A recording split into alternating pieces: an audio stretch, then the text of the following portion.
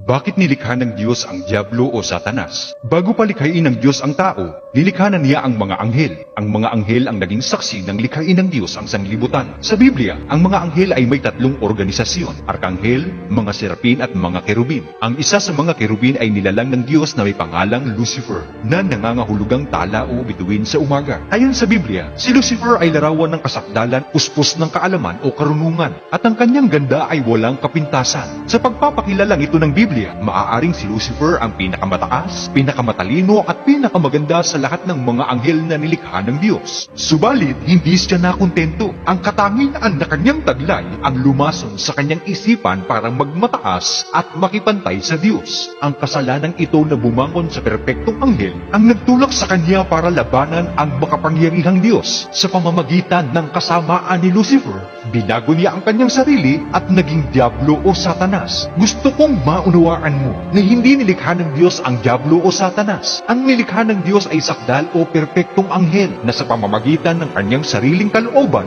ay bumangon ang kasamaan na naging dahilan kaya siya naging Diablo o Satanas. Ang pangalang Satanas ay isang paglalarawan na nangangahulugang kalaban, kaaway at tagapag-akusa. Tinawag siyang Satanas sapagkat pinili niyang landasin ang pamumuhay na laban sa Diyos. Kung gusto mong lumawak pa ang kaalaman mo sa Biblia, mag-subscribe na.